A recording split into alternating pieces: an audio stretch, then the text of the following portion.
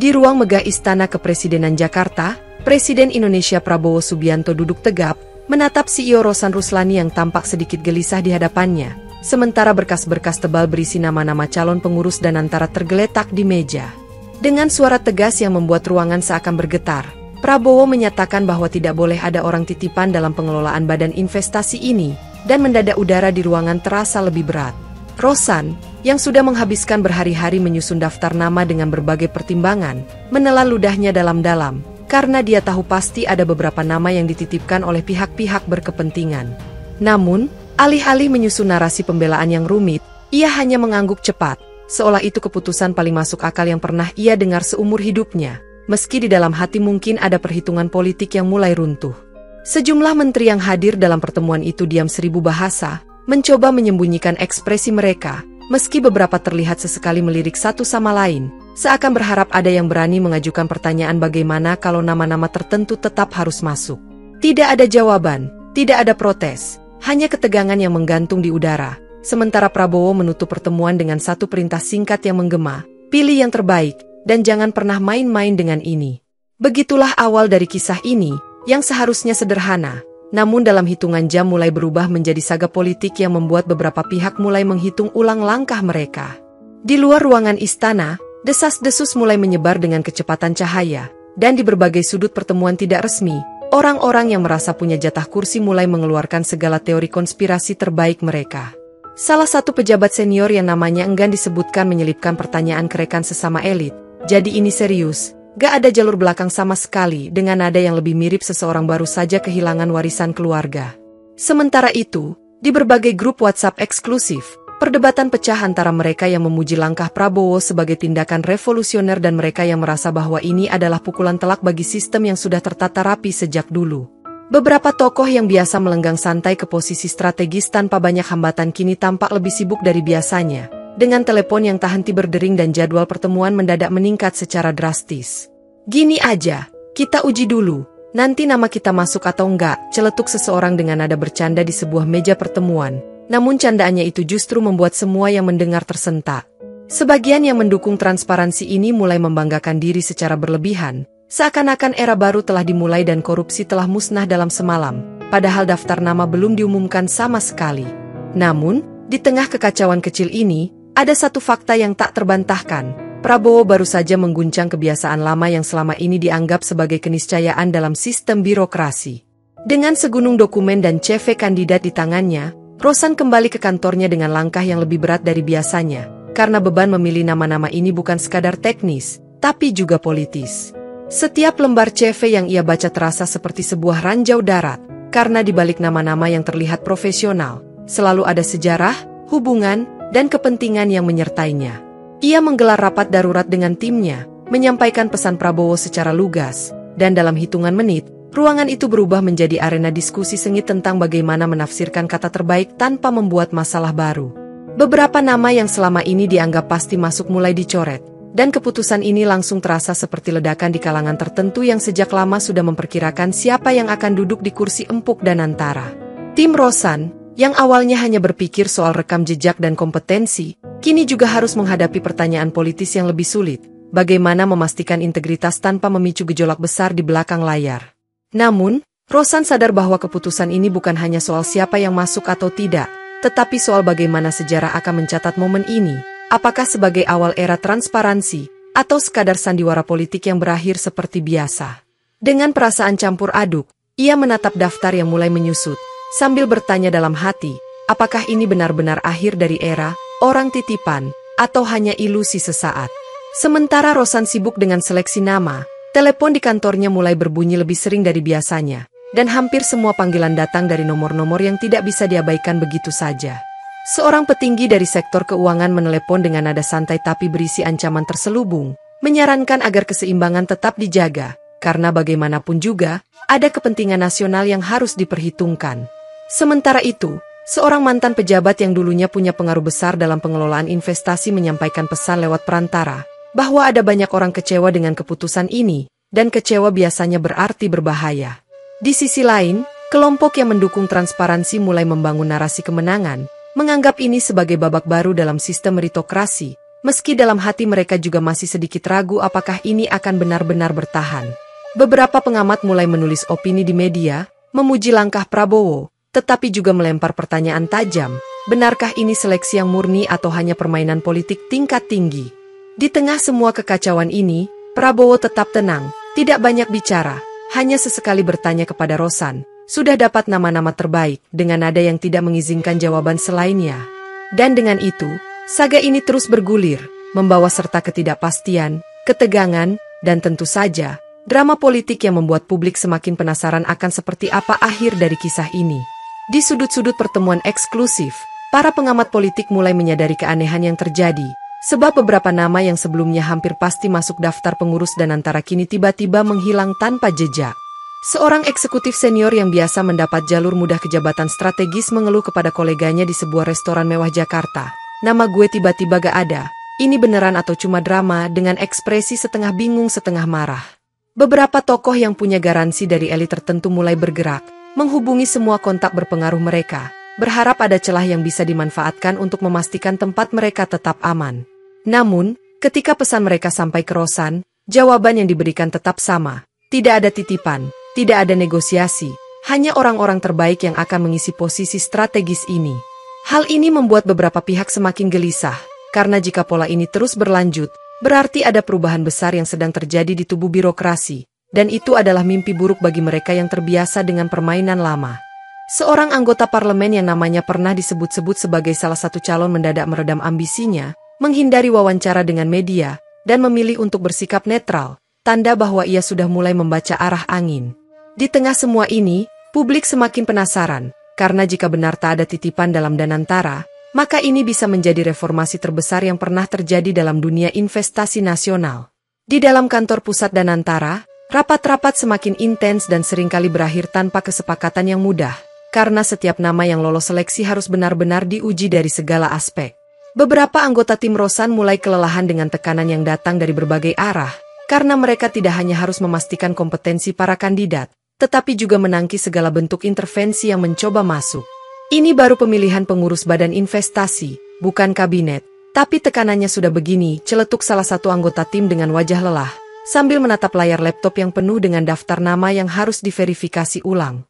Sementara itu, di luar kantor, beberapa tokoh bisnis yang biasa memiliki akses mudah ke proyek-proyek strategis mulai mencari tahu siapa sebenarnya yang akan masuk ke dalam struktur Danantara, karena mereka tahu ini akan mempengaruhi banyak kepentingan. Di sela-sela diskusi serius, ada juga momen-momen absurd, seperti ketika seorang pejabat senior menelepon Rosan dan mencoba menawarkan bantuan untuk memastikan bahwa keputusan yang diambil tidak menimbulkan masalah di kemudian hari. Namun, Rosan hanya menjawab dengan senyum dingin, tanpa menjelaskan apakah bantuan itu benar-benar dibutuhkan atau justru akan jadi beban tambahan dalam proses seleksi yang sudah cukup rumit.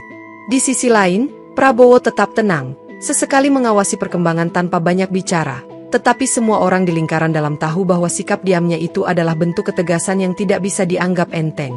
Seiring dengan berjalannya proses seleksi yang semakin ketat, beberapa nama yang sebelumnya tidak diperhitungkan mendadak muncul sebagai kandidat potensial, dan ini mengejutkan banyak pihak. Beberapa dari mereka berasal dari kalangan profesional yang selama ini tidak memiliki kedekatan politik, tetapi memiliki pengalaman luar biasa di bidang investasi dan manajemen keuangan global. Seorang akademisi yang selama ini lebih dikenal di dunia riset tiba-tiba menjadi salah satu calon kuat untuk menduduki jabatan penting di Danantara, dan ini membuat beberapa pemain lama merasa tidak nyaman. Kalau model begini yang masuk, kita bakal kehilangan kendali, bisik seorang eksekutif lama yang sudah terbiasa dengan sistem yang lebih fleksibel dalam pengambilan keputusan. Namun, di kalangan masyarakat yang sudah lama skeptis terhadap praktik nepotisme di pemerintahan, muncul rasa optimisme baru, seolah-olah sistem birokrasi akhirnya mulai bergerak ke arah yang lebih profesional. Media mulai menyoroti proses ini dengan lebih tajam, mempertanyakan apakah benar-benar ada perubahan signifikan atau ini hanya strategi politik yang dikemas dengan lebih baik. Sementara itu, Rosan dan timnya terus melanjutkan seleksi tanpa banyak komentar, seolah-olah mereka tahu bahwa setiap langkah yang mereka ambil sedang diawasi oleh mata-mata yang tak terlihat. Tidak semua orang senang dengan proses seleksi ini, dan semakin banyak pihak yang mulai menyuarakan ketidakpuasan mereka secara terbuka, baik di belakang layar maupun di media sosial. Beberapa politisi senior mulai mengeluarkan pernyataan yang terdengar samar-samar seperti kritik, dengan nada yang lebih mirip peringatan terselubung terhadap kebijakan yang dianggap terlalu idealis. Seorang mantan menteri dengan santai berkata dalam sebuah wawancara, "Bagus kalau memang benar-benar berdasarkan meritokrasi, tapi apakah kita siap dengan konsekuensinya yang tentu saja langsung ditafsirkan sebagai kode bahwa ada pihak yang merasa terganggu?" Beberapa pengamat ekonomi mulai meragukan apakah pendekatan ini bisa bertahan dalam jangka panjang, atau justru akan berakhir dengan kompromi, seperti yang sudah sering terjadi sebelumnya. Di kalangan elit bisnis, mulai ada upaya untuk mencari celah dalam sistem ini, mencoba memprediksi bagaimana perubahan komposisi pengurus Danantara akan mempengaruhi berbagai proyek investasi di masa depan. Namun, di sisi lain, masyarakat mulai lebih vokal dalam menyuarakan dukungan terhadap kebijakan ini, berharap bahwa langkah Prabowo benar-benar bisa membawa perubahan nyata dalam sistem pemerintahan. Situasi semakin memanas, dan semua orang mulai menyadari bahwa apa yang terjadi di Danantara bukan hanya sekadar urusan pengelolaan investasi, tetapi juga simbol dari pergeseran kekuatan dalam dunia politik dan ekonomi Indonesia. Setelah berminggu-minggu penuh ketegangan, akhirnya muncul kabar bahwa daftar final pengurus Danantara akan segera diumumkan, dan semua pihak mulai bersiap menghadapi kejutan yang mungkin terjadi. Media mulai menggali informasi lebih dalam, mencoba mencari tahu apakah benar tidak ada nama titipan yang masuk dalam daftar tersebut, atau justru ada beberapa kompromi yang dilakukan di menit-menit terakhir. Di balik layar, beberapa tokoh yang merasa kepentingannya terganggu mulai menyiapkan langkah lanjutan, entah dengan menekan kebijakan yang akan datang atau mencari cara untuk tetap memiliki pengaruh di balik layar. Para pendukung transparansi menahan napas, karena jika daftar ini benar-benar bebas dari intervensi politik, maka ini bisa menjadi salah satu langkah terbesar dalam reformasi birokrasi Indonesia.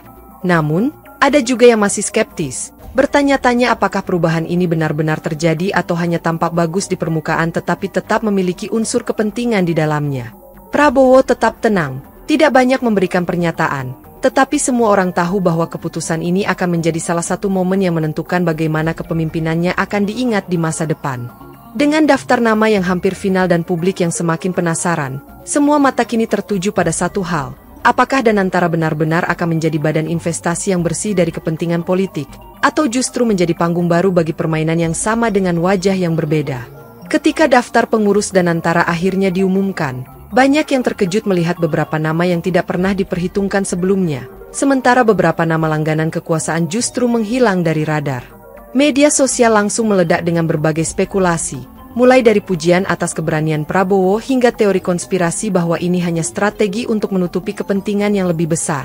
Beberapa tokoh senior yang biasanya selalu mendapatkan posisi strategis terlihat diam, tidak memberikan pernyataan apapun, sementara para pendukung transparansi justru bersorak seolah baru saja memenangkan pertempuran besar. Di sebuah konferensi pers, Rosan menjelaskan bahwa pemilihan dilakukan berdasarkan kompetensi dan rekam jejak yang jelas, bukan karena faktor kedekatan atau lobi-lobi politik, meskipun beberapa jurnalis yang hadir masih memasang wajah skeptis. Di sisi lain, beberapa nama yang terpilih juga bukan tanpa kontroversi, karena meskipun mereka memiliki rekam jejak profesional, ada yang sebelumnya terlibat dalam proyek-proyek besar yang pernah dipertanyakan transparansinya. Seorang analis politik dengan sinis menulis di media online bahwa perubahan ini bisa menjadi langkah maju, tapi juga bisa jadi hanya perombakan kosmetik jika sistem pengawasan tetap lemah dan kepentingan lama masih bermain di belakang layar. Namun, bagi sebagian besar masyarakat, fakta bahwa orang dalam tidak serta-merta mendapat tempat sudah cukup untuk membuktikan bahwa setidaknya ada sesuatu yang berbeda kali ini. Di sudut-sudut ruang pertemuan tertutup, beberapa pengusaha yang biasa memiliki akses langsung ke proyek-proyek pemerintah mulai mengeluh bahwa mereka tidak lagi bisa menitipkan orang-orang mereka ke dalam sistem. Seorang veteran di dunia investasi bahkan mengatakan dengan nada frustrasi, "Dulu, kita tinggal angkat telepon. Sekarang malah harus benar-benar kompeten yang tentu saja langsung menjadi bahan sindiran di kalangan publik." Sementara itu, beberapa kelompok politik yang kehilangan pengaruh mereka dalam struktur Danantara mulai mencari cara untuk mengembalikan posisi mereka, baik dengan membangun narasi kontra atau mencari celah hukum untuk menekan kebijakan yang berjalan. Beberapa media yang dikenal dekat dengan elit tertentu mulai menggulirkan opini bahwa proses ini terlalu idealis dan bisa menghambat fleksibilitas dalam pengelolaan investasi nasional. Namun, Prabowo tampaknya tidak terganggu dengan semua kritik ini, tetap pada pendiriannya bahwa Danantara harus dikelola dengan cara yang berbeda dari badan-badan investasi sebelumnya. Di sisi lain, beberapa pihak yang awalnya pesimis mulai diam-diam mengakui bahwa jika model seleksi ini benar-benar diterapkan ke sektor lain, maka birokrasi Indonesia bisa mengalami perubahan besar dalam beberapa tahun ke depan. Dengan semua pro dan kontra yang bermunculan, satu hal yang pasti, permainan lama sudah mulai berubah, dan tidak semua orang siap menghadapinya. Sehari sebelum pengumuman resmi, beberapa tokoh penting masih mencoba mengajukan nama mereka dengan berbagai cara, mulai dari pendekatan halus hingga tekanan politik yang lebih terang-terangan. Salah satu sumber dalam mengungkapkan bahwa ada pejabat tinggi yang secara langsung meminta agar satu atau dua nama tertentu dimasukkan, tetapi permintaan itu ditolak mentah-mentah. Mereka bahkan mencoba pakai alasan stabilitas politik, seolah kalau nama mereka gak masuk, negara bisa runtuh, ujar seorang pejabat yang terlibat dalam proses seleksi dengan nada geli. Beberapa pengusaha besar yang selama ini terbiasa mendapatkan akses prioritas ke proyek-proyek strategis mulai merasa panik, karena sistem baru ini bisa membuat mereka kehilangan kontrol atas jaringan bisnis mereka. Namun, ketika berita tentang lobi-lobi yang gagal ini bocor ke publik, justru semakin banyak masyarakat yang mulai percaya bahwa Danantara benar-benar bisa menjadi badan investasi yang lebih independen dari pengaruh politik. Seorang ekonom senior mengatakan dalam sebuah wawancara bahwa ini adalah ujian besar bagi pemerintahan Prabowo. Jika dia bisa mempertahankan prinsip ini, maka dia bisa meninggalkan warisan yang lebih dari sekadar retorika. Tapi jika pada akhirnya ada kompromi di menit-menit terakhir, maka semuanya bisa kembali ke pola lama yang sudah terlalu sering terjadi di Indonesia. Tak butuh waktu lama setelah daftar pengurus Danantara diumumkan, beberapa pihak yang tidak puas mulai mencari-cari kesalahan dari individu-individu yang terpilih. Media yang dikenal memiliki afiliasi dengan kelompok tertentu mulai menggali masa lalu para pengurus baru, mencari celah yang bisa dijadikan bahan kritik atau skandal. Seorang pengurus yang memiliki pengalaman kerja di luar negeri tiba-tiba diserang dengan isu nasionalisme, dengan tuduhan bahwa dia lebih berpihak pada kepentingan asing ketimbang Indonesia. Yang lain lagi mulai diserang dengan isu lama yang sebenarnya sudah terbantahkan, tetapi tetap diputar ulang untuk menciptakan keraguan di publik. Namun, di tengah segala upaya ini, ada satu hal yang tidak bisa disangkal. Sebagian besar masyarakat justru melihat serangan ini sebagai tanda bahwa perubahan benar-benar sedang terjadi. Seorang netizen dengan sarkas menulis di media sosial, "Dulu semua diam, sekarang pada panik, berarti ini ada yang benar," yang langsung mendapat ribuan likes dan retweet. Dengan semakin banyaknya perlawanan yang muncul, semakin jelas bahwa perombakan di Danantara bukan hanya soal investasi, tetapi juga soal siapa yang masih bisa mengontrol uang dan kekuasaan di Indonesia. Dengan nama-nama pengurus Danantara yang sudah diumumkan dan kontroversi yang terus berputar di media, pertanyaan terbesar sekarang adalah apakah kebijakan ini bisa benar-benar bertahan dalam jangka panjang. Para pendukung reformasi berharap bahwa ini bukan hanya sebuah eksperimen yang akan berakhir ketika tekanan dari elit politik dan bisnis mulai meningkat. Namun, para skeptis masih berpegang pada argumen bahwa dalam politik, tidak ada yang benar-benar bebas dari kompromi, dan hanya waktu yang bisa membuktikan apakah Prabowo bisa mempertahankan idealismenya. Di belakang layar, para pemain lama yang tersingkir tidak akan tinggal diam, dan bisa dipastikan bahwa akan ada manuver-manuver lanjutan untuk mendapatkan kembali pengaruh mereka. Sementara itu, bagi masyarakat umum, semua ini masih seperti tontonan yang menarik, dengan harapan bahwa akhirnya ada sesuatu yang benar-benar berubah di dalam sistem pemerintahan. Seorang jurnalis senior menulis dalam opininya, "Ini bukan hanya soal Danantara, ini adalah ujian bagi kepemimpinan Prabowo. Jika dia bertahan, mungkin ini akan menjadi era baru bagi Indonesia.